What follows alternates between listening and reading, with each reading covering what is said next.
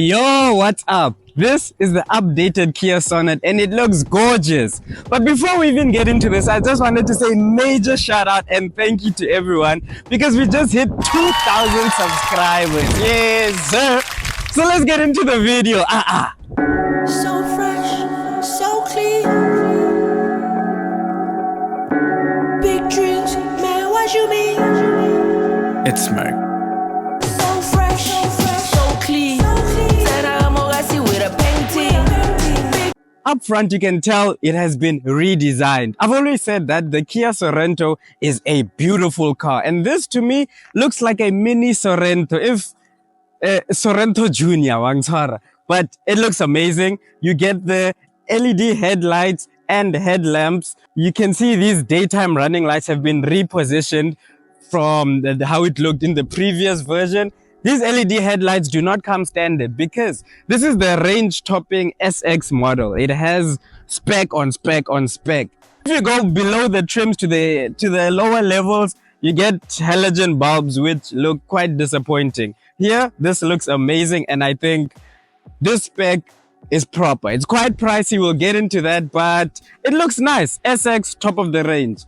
You get your tiger nose grille up front here, which, like I said, it's giving Kia Sorento. Front bumper has been redesigned, the brand new Kia logo, because this is, the design language has changed at Kia, and yeah, they took the pen seriously, and I feel like they are designing really extremely gorgeous cars, and this is nothing short of amazing. It has front parking sensors, and like I said, the front bumper has also been redesigned. You can see with all the edges on the bonnet, and it looks muscular but still cute because it's a crossover. It's a very small crossover which looks the business. Very nice. Coming along to the side, because this is the top of the range SX model, these are actual rims. When you go below the trims, these are just like, it's a plastic covering and it's not an actual rim. But this rim looks amazing. It's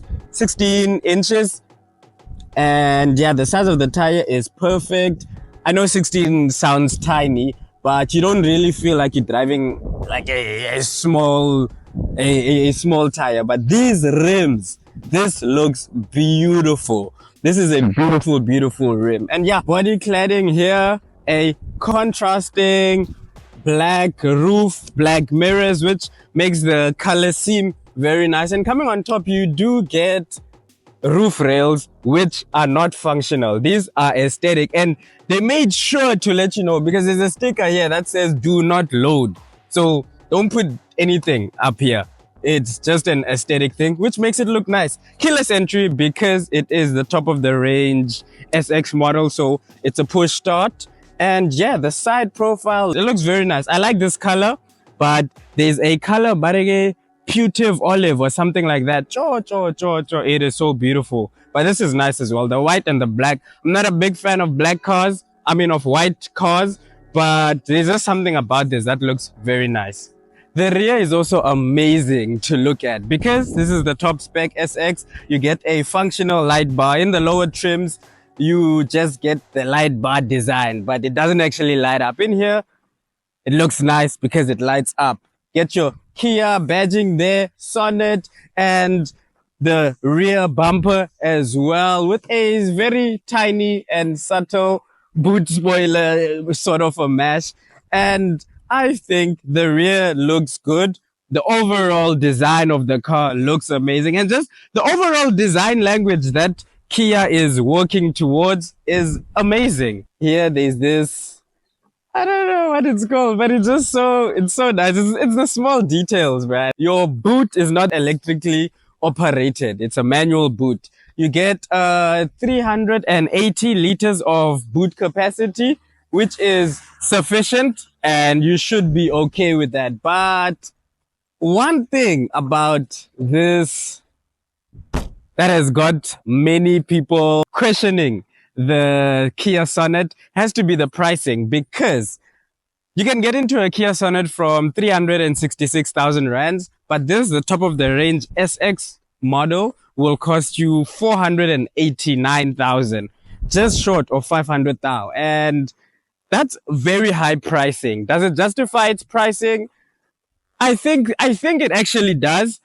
And the spec that you get with this, the way it looks amazing, it looks fantastic, it drives amazing. My only drawback has to be the CVT gearbox. I would be all praises after experiencing this if it just had a normal automatic. I would have loved it. To make it even better, if it had a manual, if this thing came in a manual, the only manual that you get is in the entry level spec. So if this had a manual, yo, then it would have been perfect, perfect, perfect. The Kia Sonet SX is powered by a naturally aspirated 1.5 liter engine, which produces 85 kilowatts and 144 Newton meters of torque. Yes, I understand those figures do not spark the eye or make you sound, "Ooh, what's going on?" But the power to weight ratio is amazing because if I'm not mistaken, this car weighs about 1,200 kgs and it produces a sufficient amount of power.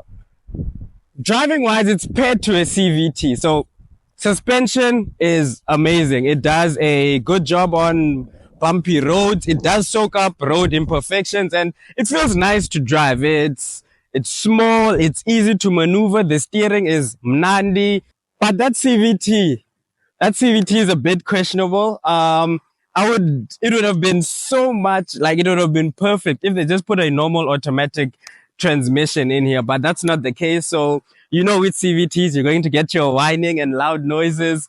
It does get confused at times, but living with it, you also end up getting used to the way the car thinks and you start driving in a way, you start adapting and you drive in a certain way. So your overtaking maneuvers, you won't just think you're gonna jolt for an overtake. You'll plan it in advance and overtake accordingly. If you do want more power though, there is an EX, if I'm not mistaken, that has a 1 liter turbo petrol engine. That does give you more power if you want the power. But otherwise, I feel like this is sufficient enough. The CVT gearbox, that's the one thing. That's the one thing. This car is so close to perfect. And then that CVT gearbox just reminds you that I do have flaws as well. I've been enjoying driving this. Its size is perfect for day-to-day city commutes. It's a small crossover, but I feel like a very small family or a young professional would be suited perfectly into this. So fresh, so clean.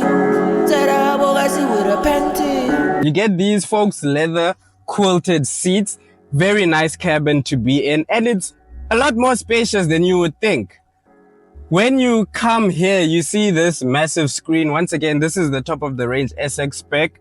So you get a 10.25 inch screen, which is compatible with wireless Apple CarPlay and Android Auto. Everything functions perfectly. I haven't had any glitches or whatever with this screen. I've been thoroughly enjoying it. Once again, since this is the top of the range, your climate controls are in these buttons that look very nice. In the lower range spec, you still get those knobs that you turn, but you can see here they show you that, nah bruh, you paid a little extra money, so we're gonna show you where your money went. I would have loved if some of that money went up here, because there's no sunroof. Sunroof was gonna be so nice, but there is no sunroof, and it is what it is. If the top of the range had a sunroof, shame. It wasn't gonna even matter anymore. CVT, whatever, ish up. But yeah, and then you get your gearbox, your storage down here, a cubby hole, and the build quality in this is fantastic. They managed to make something that is built very solid, and you can tell there's no rattling, there's no, like when you're going on high speeds, the wind noise is okay, the rattling is on 0. Everything is just well put together that some brands could learn a thing or two from Kia when it comes to that. Yeah, up here, well, down here you get wireless charging as well, These air vents just look so nice. Your multifunctional steering wheel with the flat bottom has lane keep assist and cruise control. The lane keep assist, I understand it's a safety thing, but once you switch that lane keep assist, every time you switch the car off and on, you'll have to always manually do it. So it's always automatically on. And I'm not mad at them because it's a safety thing. They just want you to be safe at all times. And okay, I understand that. But yeah, when you have to switch it on off the whole time when you're driving, it's not nice. Because it is a bit intrusive. When you're driving, it's not as gentle or as, it doesn't make you, it's like, hey man, get back in the lane. It is what it is. I do switch it off every time. The seats are very comfortable, very, very comfortable. Obviously, you'll have your Zazas here. These are the old Globes, old, the Xenon level. Both of these have mirrors. So if you have your shorty with you or whoever it is, you can always put the makeup in the car because they'd be taking too much time at the crib to put the makeup. So you'll put the makeup on the way to wherever we're going. You get me? But yeah, comfortable, very nice. The steering wheel adjusts for, what is this? Rake or reach? I don't know. It just goes up and down only. It doesn't go forward or back. So you will have to move your manually adjustable seats like that. So a question is, are they cooking? Have they cooked or are they cooked? I think they are cooking because what Kia has managed to do with the Sonet offering in general is they have made a Sonet for every single person. There is a manual, there's an automatic with a DCT, dual clutch transmission, and there's a CVT gearbox. There's one with a lot of spec, there's this being the one with a lot of spec, and then there's the entry level with very less spec, which I think I like this car. I really do like this car. So my verdict has to be, I think they're cooking because, like I said, they made a Sonet for everybody. And it looks very good. It's a good looking car. It drives well. And yeah, very, very nice. So fresh, so clean. Said I'm with a Peng Ting. Big dreams, man, what you mean? That's the reason that I need mostly overseas trips. I'm a big